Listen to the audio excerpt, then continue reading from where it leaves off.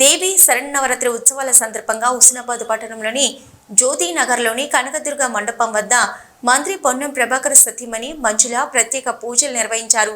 అనంతరం మహిళలతో కలిసి బతుకమ్మ ఆటపాటలు ఆడారు.